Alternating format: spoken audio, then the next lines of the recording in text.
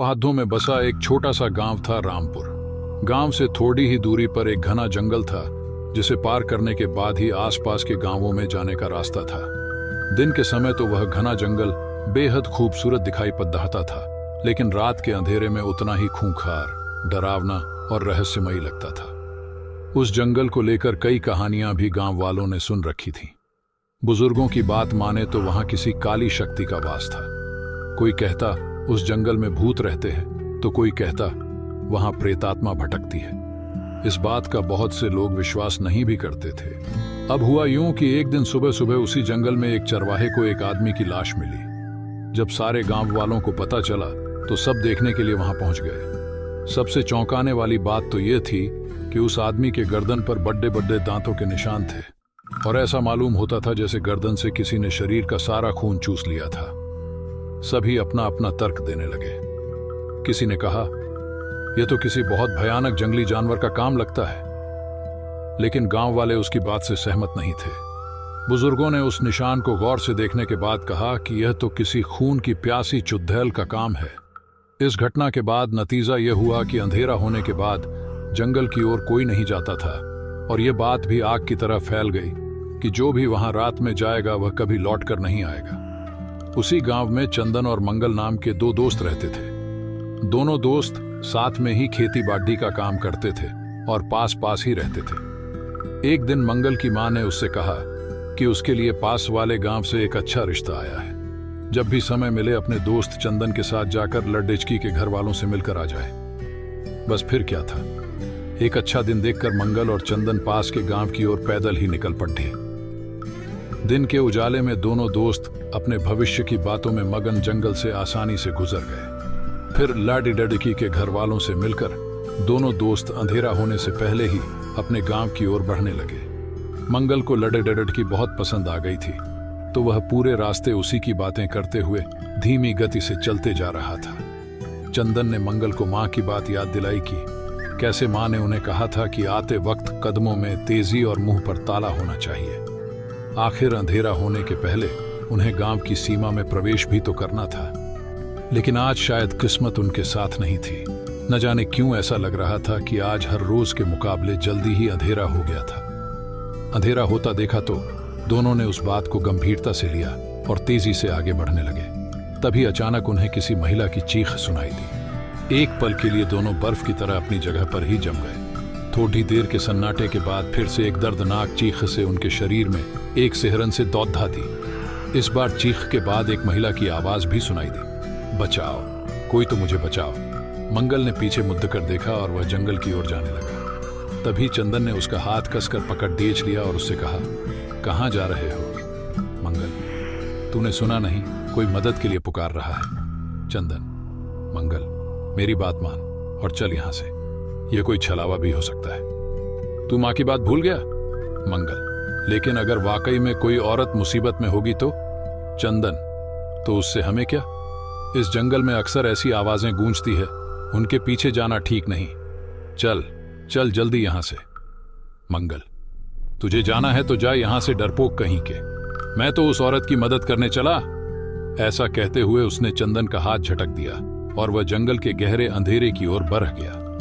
चंदन वहीं बूथ बना खददा था। न ही वह मंगल को अकेले छोड़ देना चाहता था और न ही जंगल में जाना चाहता था। थोड़ी देर तक सब कुछ जैसे शांत सा हो गया। एक अजीब सा सन्नाटा चारों फैल गया। इधर चंदन की बेचैनी बढ़ती जा रही थी। तभी अचानक मंगल की एक दर्दनाक चीख चंदन के कानों पर पड़ी। वह बिना सोचे समझे आवाज की ओर भागता चला गया। मंगल, मंगल मेरे भाई। थोड़ी देर भागने के बाद वह अचानक से रुक गया। उसके ठीक सामने एक काला साया हवा में लहरा रहा था। उस साये का कोई ठोस चेहरा नहीं था, बस दो भयानक लाल आंखें और नुकीले दांतों वाला उसका मुंह नजर आ रहा था। नीचे जमीन पर मंगल तड्डा हाँपता हुआ पड़ रहा था और वह काला साया उसके ऊपर इधर से उधर मंडरा रहा था। चंदन ने दौड़ दाटकर मंगल के सिर को अपने गोद में ले लिया। मंगल की गर्दन से खून बह रहा था। चंदन ने अपने गमछे से उसके गले की चोट को लपेट लिया। अपने मित्र की यह हालत देख चंदन का डर कोसों दूर भाग गया था। वह गुस्से से आग बूला हो गया। उसके सामने वह काला साया अब भी यूं ही इधर से उधर मंडरा रहा था। चंदन जानता था कि यह एक काली शक्ति है जिसका सामना वह कर नहीं पाएगा। लेकिन अपने भाई जैसे मित्र की हालत देख वह अपने आपे से बाहर हो गया था। उसने धीरे से मंगल का सिर जमीन पर रखा। मंगल के शरीर में उस वक्त कोई हलचल नहीं थी। चंदन ने आगे बढ़कर उस काले साए से कहा, है निर्दयी, कौन है तू और क्यों मेरे दोस्त की ऐसी हालत कर दी है तूने? वह तो यह सोचकर यहाँ आया था कि एक अबला नारी मुसीबत में है। क्या उसकी अच्छाई नजर नहीं आई तुझे? इस तरह छल से लोगों की जान लेकर क्या मिलता है तुझे? खून की प्यासी है ना तू, तो फिर आ रुक क्यों गई? मेरा खून भी पी ले। अपने प्यारे दोस्त को खोकर मैं भी इस दुनिया में जीना नहीं चाहता। उसकी दुखियारी मां के आंसू देखने से अच्छा है मैं भी उसके साथ यही दम तोड़ दूं। हाँ, कर ले मेरा भी शिकार। चंदन के इतना कहते ही वह काला साया अपनी भयानक आवाज में जोर जोर से हंसने लगा और फिर अचानक उसने तेज गति से चंदन की ओर बढ़ते हुए उस पर हमला कर दिया।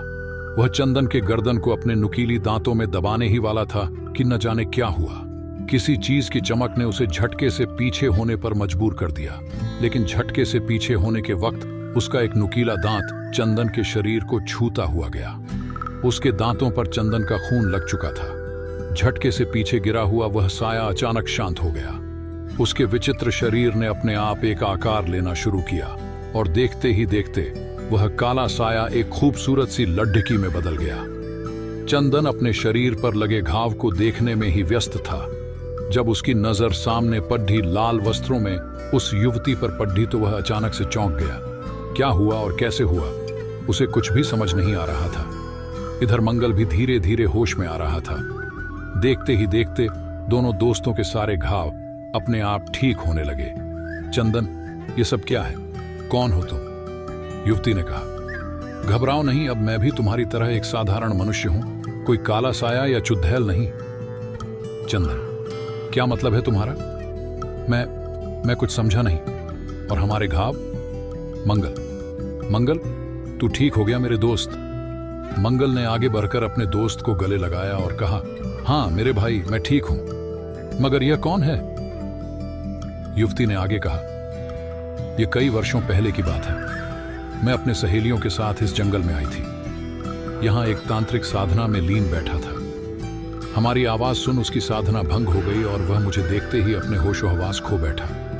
मेरी सहेलियों ने यहां से भागकर अपनी तो जान बचा ली, लेकिन उस तांत्रिक ने मुझे पकड़ डीच लिया।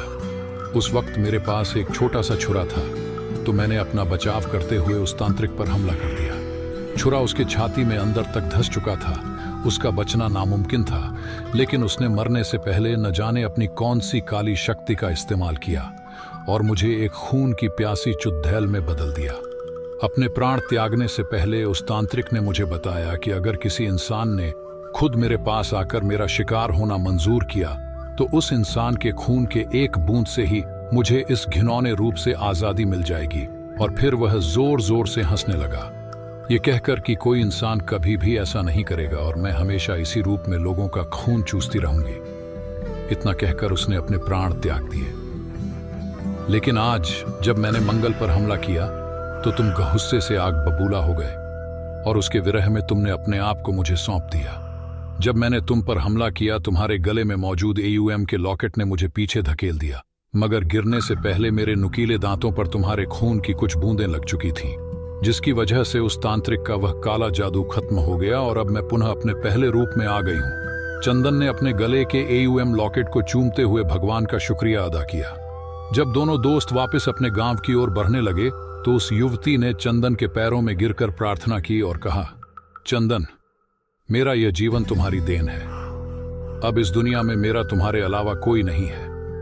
मुझे अपनी जीवन संगिनी के रूप में स्वीकार कर मेरा जीवन धन्य कर दो। चंदन ने उस युवती की बात सुन कहा, मगर मैं तो तुम्हारा नाम तक नहीं जानता और फिर मैं कैसे भूल जाऊं कि तुम एक चुड़ैल हो। युवती ने कहा, मैं एक श्राप की वजह से चुड़ैल होने पर मजबूर थी, लेकिन अब मैं एक साधारण स्त्री हूं। मेरा नाम नंदिनी है। उन दोनों की बात सुन मंगल ने अपने दोस्त से कहा, शायद भगवान की भी यही मर्जी है चंदन। इसके भाग्य में तुमसे मिलना लिखा था, तभी इसके साथ यह सब हुआ। इसे अपना लो चंदन। चंदन, मगर गांव वालों से क्या कहेंगे? मंगल, वह सब तू मुझ पर छोड़ दे। इस तरह जब तीनों गांव पहुंचे तो सबकी खुशी का ठिकाना न था, क्योंकि इससे पहले इतनी रात गए कोई उस जंगल से ऐसे जिंदा लौटा नहीं था। फिर मंगल ने अपनी माँ से कहा, मैंने चंदन से कह दिया था मेरे शादी के पहले तुझे शादी करनी पड़ेगी, तो बस मेरे यार ने मेरी खुशी के लिए एक अनाथ लड़की से शादी कर ली है। उसके कुछ दिनों बाद मंगल की भी शादी धूमधाम से हो गई और उस गांव से खून की प्यासी चुड़ैल का साया भी हमेशा हमेशा के लिए हट गया।